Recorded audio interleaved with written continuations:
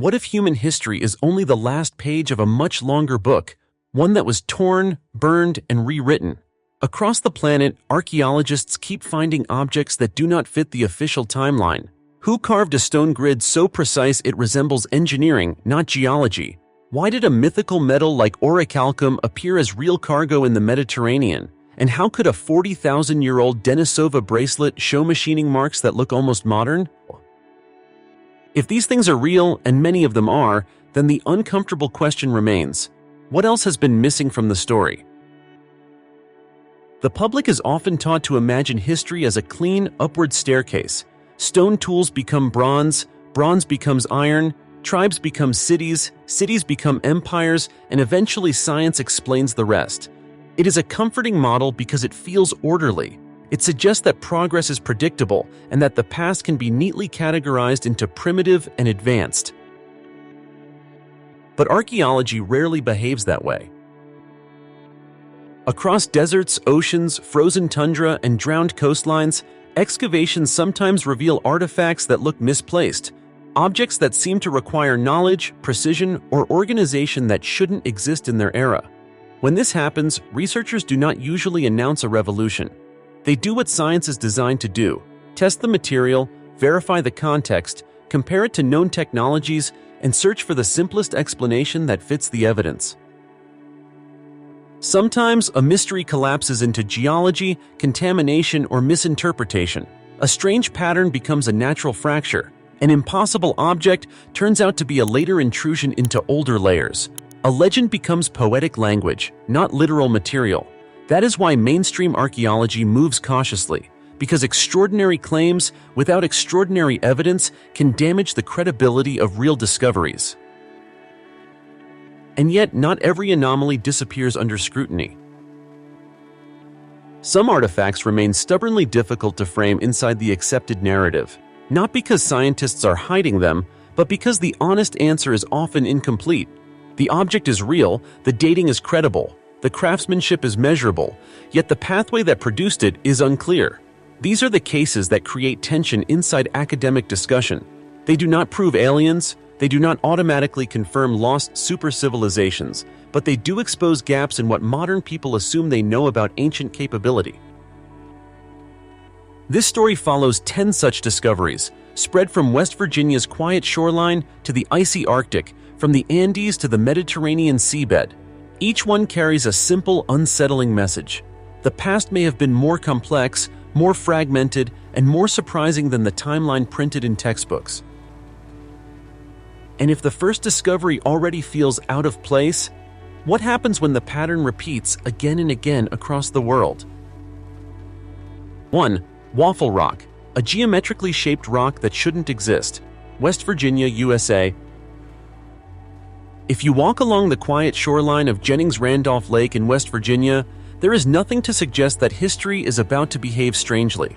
The landscape is calm: rolling hills, scattered trees, still water. No ruins, no monuments, no warning signs of mystery. And then, rising from the ground, you see it. A massive stone slab, flat, heavy, unmistakably deliberate. What makes the waffle rock impossible is not its size, but its surface. Instead of cracks, erosion, or random fractures, the stone is covered in a repeating grid of geometric shapes, hexagons and diamond-like cells arranged with striking uniformity. Each segment mirrors the next. The angles are consistent. The spacing is precise. It does not look broken. It looks organized. Almost engineered. The formation was first documented in the 1940s by the U.S. Army Corps of Engineers during surveying work in the area. Their reaction was not casual curiosity. Nothing else in the region resembled this structure, and when the valley was later flooded to create the reservoir, an unusual decision was made. The stone was carefully removed and relocated rather than left to disappear underwater. For an organization focused on infrastructure, not archaeology, that choice speaks quietly but clearly. Geologists have attempted to explain the pattern through natural processes. Some proposed sedimentary jointing. Others pointed to mineral crystallization under pressure or rare fracture mechanics in ancient rock layers. These explanations are reasonable, and yet incomplete. Natural formations can produce hexagonal shapes, but rarely with this level of consistency across a single surface. Rarely with such sharp boundaries, rarely in isolation without surrounding examples. The deeper problem is repetition. The cells repeat like a structural grid, not like chaos frozen in stone. The alignment feels intentional, as if the rock was stamped or molded rather than fractured. It raises an uncomfortable question. If this is natural, why does it resemble design so closely? Alternative interpretations exist, but they live on the margins of academic discussion. Some suggest the stone may be a fragment of an ancient wall or platform, something once part of a larger construction that has long since vanished. Others note its resemblance to industrial casting patterns or the underside of mechanical structures, comparisons that feel unsettling precisely because they sound anachronistic. No serious researcher claims to know exactly what created the waffle rock, but its presence does something more subtle and more dangerous to certainty. It resists dismissal. It sits there, silent and geometric, forcing observers to choose between two uncomfortable options. Either nature produced something that looks remarkably like engineering, or engineering existed here long before anyone expects it to. And if a single stone can raise that question, what happens when metal does the same? 2. Orichalcum. The legendary metal becomes physical evidence off the coast of Sicily.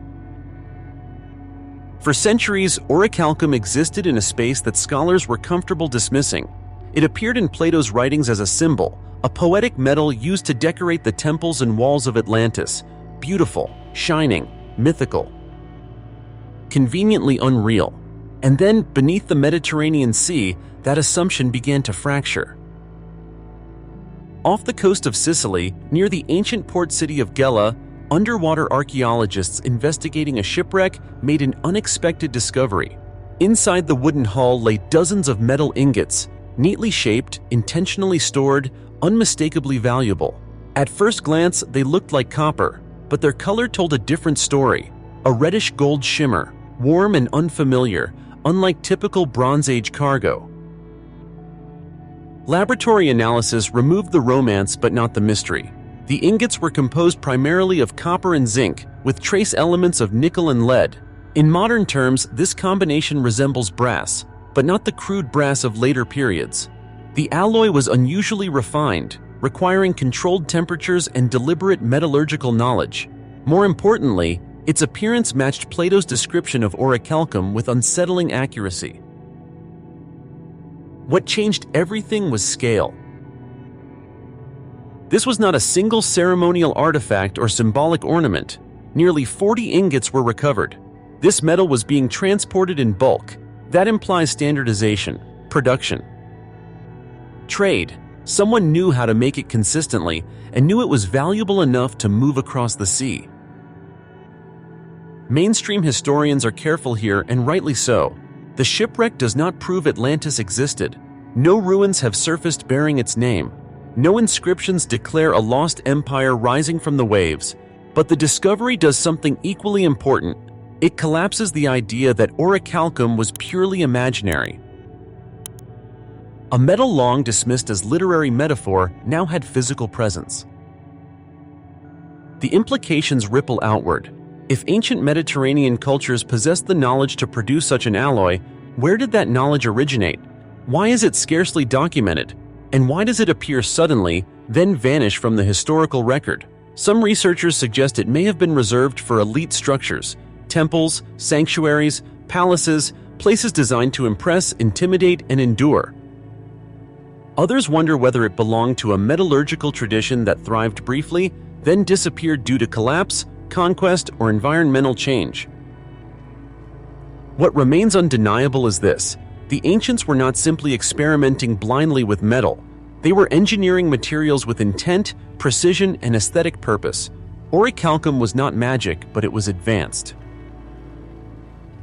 And if a mythical metal turns out to be real, carefully manufactured, and widely traded, how many other legends are quietly waiting for the same reconsideration?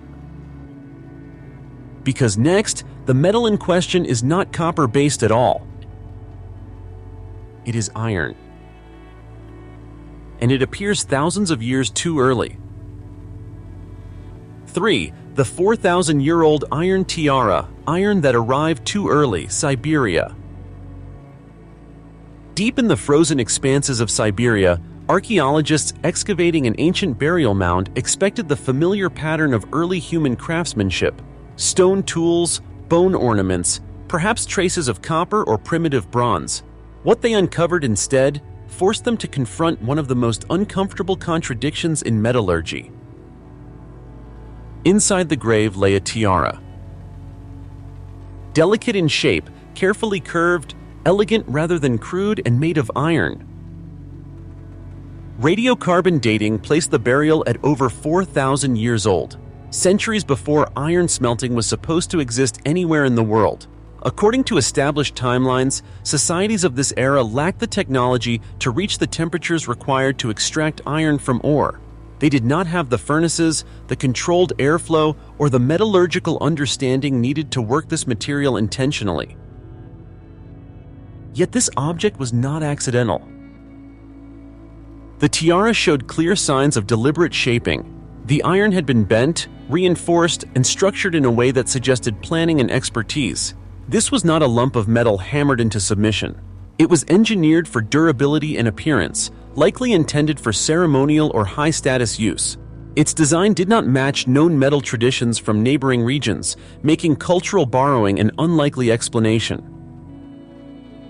The first attempt to resolve the paradox was familiar: meteoritic iron. Many early cultures occasionally used iron from meteorites, rare fragments of metal that fell from the sky already refined by cosmic processes. But chemical analysis quickly ruled this out. The composition of the tiara did not match known meteoritic signatures. The alloy lacked the nickel ratios typically associated with extraterrestrial iron. This iron had been processed. That single conclusion destabilizes the standard narrative. If this community possessed iron-working knowledge so early, why did it leave so little trace? Why did the technique not spread, evolve, or dominate as bronze eventually did? One possibility is isolation, a small group achieving a breakthrough independently, without the population size or stability needed to preserve and transmit that knowledge across generations. Another possibility is loss. Technological progress is not guaranteed to move forward. Wars, climate shifts, famine, and migration can erase entire skill sets. The tiara may represent a peak that collapsed before history could record it. What remains is a simple fact that refuses to soften with time. Someone in Siberia worked iron when iron was not supposed to be workable. And if iron could appear this early, then the assumption that ancient technology always advanced in a straight line begins to look fragile. Because next, the material disappears entirely, and stone begins to behave like circuitry. 4. Peru's ancient earth batteries. When stone behaves like technology. Andes, Peru. High in the Andean highlands of Peru, the landscape itself seems to resist simple interpretation. Wind-swept plateaus stretch for miles. Stone outcrops break through the earth like exposed bones. At ground level, many of these formations appear unremarkable. Terraces, carved steps, shallow grooves in rock. Nothing that immediately suggests advanced engineering. That illusion disappears the moment the sites are studied as a system. When archaeologists mapped these formations from above, a disturbing pattern emerged. The carved stones were not scattered randomly. They were arranged with repetition, alignment, and symmetry. Patterns that resemble the layout of an electrical circuit more than ceremonial architecture. Channels connect to recesses. Grooves terminate at precisely shaped depressions. Blocks interlock in ways that suggest flow, separation, and control. These structures are often referred to as Peru's ancient earth batteries. The term is controversial, and for good reason. There is no direct evidence that electricity, as we define it today, was formally understood in the ancient Andes, but the geometry of the stones raises questions that ritual explanations struggle to answer. The cuts are clean, the angles are consistent. The same structural motifs appear again and again across different sites, including areas near Sacsayhuaman and Kenko. Some of the carved channels appear designed to guide liquids, possibly water rich in minerals, through a controlled pathway. Others seem positioned to isolate stone sections from direct contact, echoing the logic of insulation. Researchers who approach the sites from a purely symbolic perspective often struggle to explain why such precision would be necessary for ritual alone. Alternative hypotheses attempt to bridge the gap without invoking lost technology.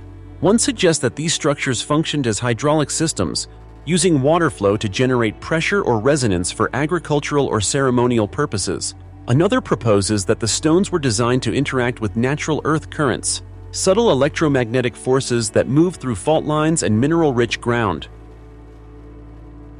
Local oral traditions add another layer of complexity. Indigenous legends speak of stones that once sang or held power, phrases long dismissed as metaphor. Yet when paired with the physical layouts now visible from aerial surveys, those stories feel less like fantasy and more like fragmented memory. What makes these formations particularly unsettling is not any single theory, but their consistency. Independent sites share similar logic, similar geometry, similar intent. Stone, shaped not just to be seen, but to function. If these structures truly represent an attempt to harness natural forces, water, vibration, energy, then they suggest a worldview radically different from what modern history assigns to ancient Andean societies. And if stone could be shaped to guide invisible forces beneath the earth, then the next discovery asks a simpler, sharper question. What happens when the metal itself does not come from Earth at all? 5. The Greenland meteoritic axes, tools forged from fallen stars. In the icy reaches of Greenland, survival has always depended on adaptation. The land offers little wood, almost no workable stone of high quality, and extreme conditions that punish inefficiency. For the ancient Inuit cultures that lived here, every tool mattered, which is why what archaeologists found beneath layers of frozen tundra was so unexpected. Small axes. Not crude, not experimental, but carefully shaped, balanced, and sharpened tools. Objects that stood apart from the surrounding stone artifacts. Their surfaces showed intentional flaking and controlled edges, signs of craftsmanship guided by experience rather than improvisation. The real shock came from the material.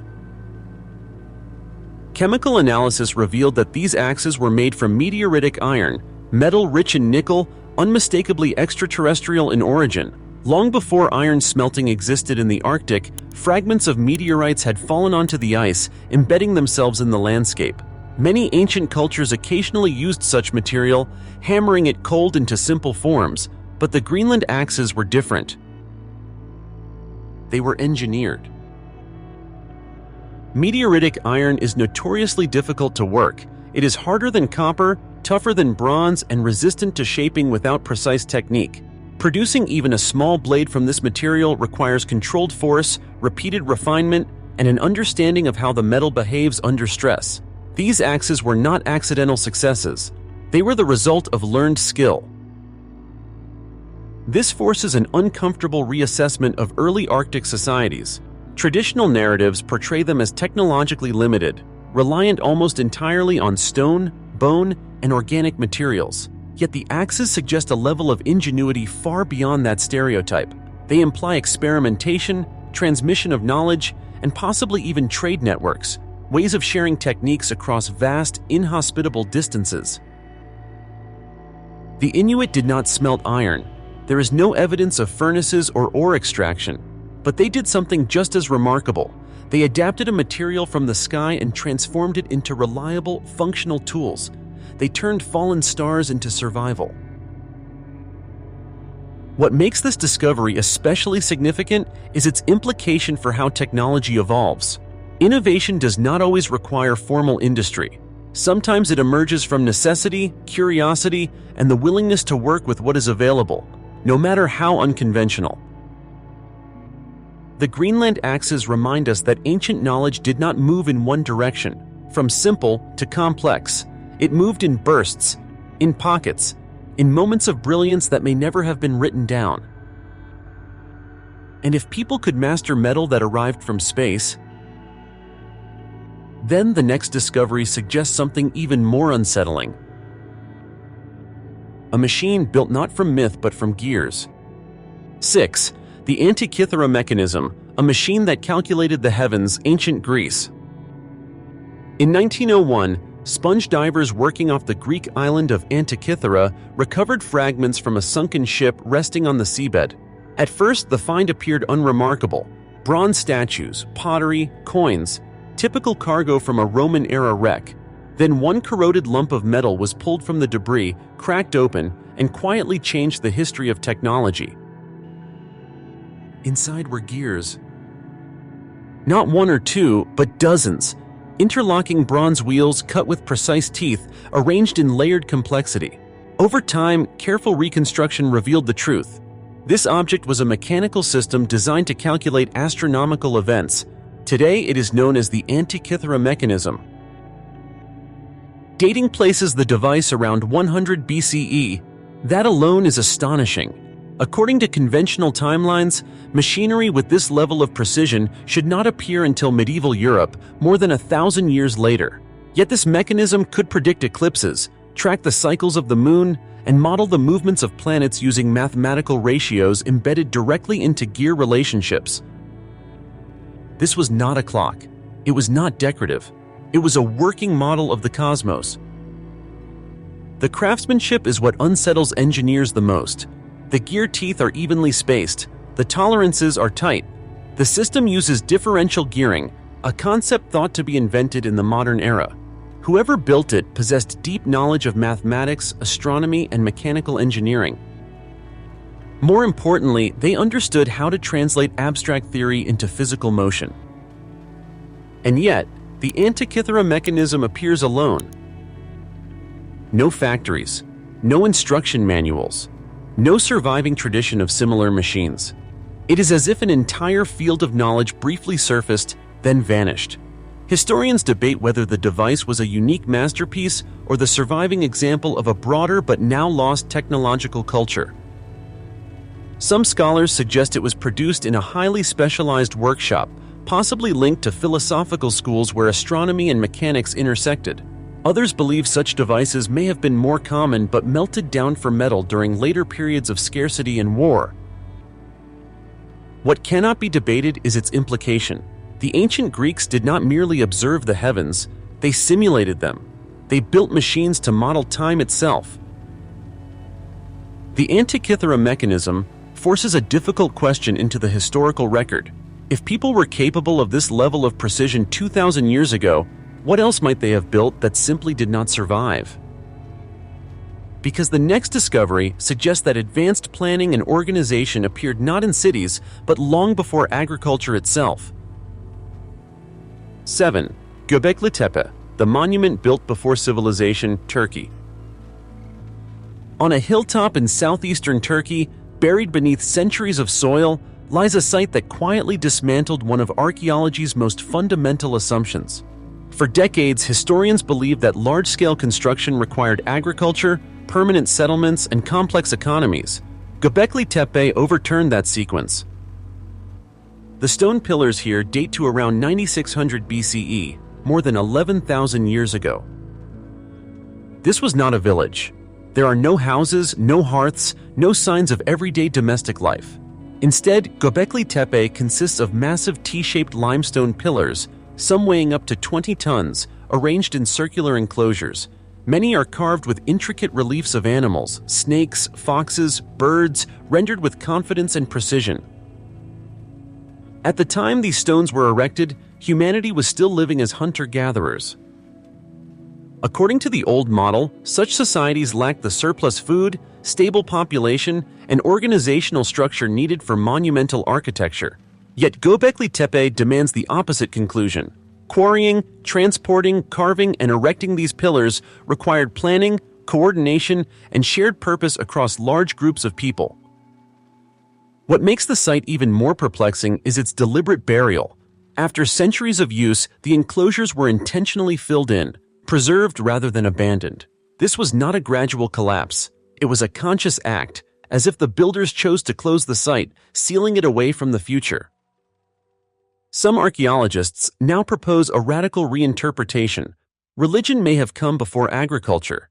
Instead of farming enabling temples, temples may have motivated farming.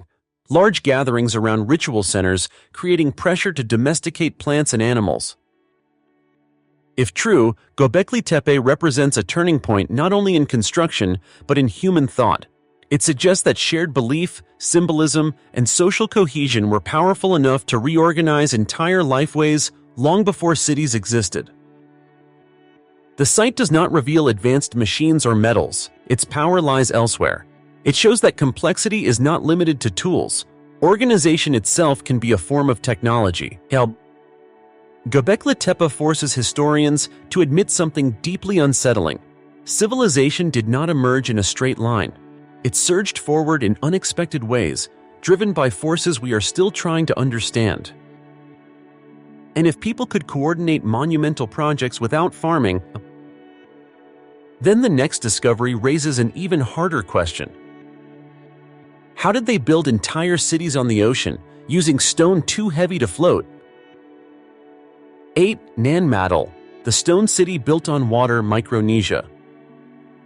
Off the eastern shore of the island of Pohnpei in Micronesia lies a place that seems to ignore gravity, logistics, and common sense. From above, it looks like a ruined city floating on the ocean. From within, it feels like a question that was never meant to be answered. Nan Madol is composed of more than 90 artificial islets, all constructed on a coral reef. Each island is built from stacked columns of basalt, volcanic stones so dense and heavy that individual blocks can weigh several tons. The stones are arranged in crisscross patterns, fitted without mortar, forming walls, platforms, and canals. There is only one problem. There is no known quarry on Pohnpei that explains where this basalt came from. Even if the source stones existed elsewhere on the island, transporting them across water, lifting them, and stacking them with precision would require an extraordinary level of coordination. Yet when Nan Madol was built, between roughly 1200 and 1600 CE, there is no evidence of metal tools, pulleys, wheels, or advanced lifting technology. Local oral traditions attempt to fill the gap. Some legends describe stones that floated through the air, guided by chance or supernatural power. Others speak of lost techniques known only to a ruling elite. These stories are often dismissed as myth, but they reflect a deeper truth. Even the descendants of the builders no longer knew how the city was made. Nan Madol served as a political and ceremonial center, a seat of power isolated by water. Its layout suggests intentional separation, ritual spaces distinct from living areas, canals designed for controlled access. This was not random construction, it was urban planning. Archaeologists propose several theories. Some suggest the stones were moved by raft and manpower, slowly and dangerously. Others speculate about log rollers or tidal manipulation. But none of these explanations fully account for the scale, repetition, and consistency of the architecture. What remains undeniable is this: a society without recorded advanced technology managed to build a city that modern engineers still struggle to explain. Nan Madol challenges the assumption that complex architecture requires complex machines. It suggests that knowledge, organization, and lost techniques may substitute for tools we take for granted today. And if entire cities could be built on water, then the next discovery asks a far more intimate question. What happens when an object is so advanced that it appears tens of thousands of years too early? 9. The Denisova bracelet, precision engineering in deep prehistory, Siberia. In a remote cave in the Altai Mountains of Siberia, archaeologists were not searching for technological breakthroughs. They were excavating sediment layers, cataloging stone tools, and tracing the presence of an ancient human group now known as the Denisovans. What they found instead was an object that felt profoundly out of place. A bracelet. Not a crude ornament, not a rough stone ring, but a carefully shaped piece of green chlorite stone, polished smooth, symmetrical, and pierced with a perfectly round hole. Radiocarbon dating placed the layer at approximately 40,000 years ago, a time when Homo sapiens were still producing relatively simple tools. The craftsmanship is what makes the Denisova bracelet so disturbing. Microscopic analysis revealed that the hole was drilled with remarkable precision. The edges are clean. The interior surface shows rotational symmetry, consistent with high-speed drilling rather than scraping or pecking. The polish suggests prolonged grinding with controlled abrasion. These features imply not only skill, but tools capable of maintaining speed and stability. Such techniques should not exist in this period. According to conventional models, early humans and related hominins lacked the mechanical means to drill hard stones so accurately. There is no evidence of metal tools, no confirmed rotary devices, no known technology that could easily explain the bracelet's finish. And yet, the object exists, unchanged by interpretation. The Denisovans themselves add another layer of complexity. Genetic analysis shows they were a distinct human group, neither fully modern human nor Neanderthal. Their culture is poorly understood, known mostly through DNA fragments and sparse artifacts. The bracelet suggests that they may have possessed cognitive and technical abilities that archaeology has barely begun to recognize. Some researchers argue that the precision could be achieved through extreme patience and manual skill alone. Others note that even with time, achieving such symmetry without specialized tools would be extraordinarily difficult. The debate remains open, but the discomfort is real. This bracelet does not rewrite history on its own, but it introduces a dangerous possibility that deep prehistory included moments of innovation, refinement, and aesthetic sophistication that were later lost, overwritten by extinction and migration. Technology does not always leave a trail. Sometimes it leaves only a single object, quiet, polished, and impossible to ignore. And if advanced craftsmanship existed tens of thousands of years ago, then the final discovery returns us to a question that should feel familiar by now. What if electricity itself is older than we think? 10. The Baghdad Battery. Electricity before the Electric Age? Ancient Mesopotamia? In the 1930s, while excavating near Baghdad, archaeologists uncovered a set of small clay jars that appeared ordinary at first glance. Each vessel was unremarkable until it was examined from the inside. Within the jar sat a copper cylinder. Inside that cylinder, an iron rod. The components were sealed with asphalt. The arrangement was precise. When replicas of these jars were later filled with acidic liquids such as vinegar or fermented grape juice, they produced a measurable electric current, weak but real. The objects became known as the Baghdad batteries. Dating places them between roughly 200 BCE and 200 CE. That timeline presents a problem. The history of electricity, as officially taught, begins in the modern era.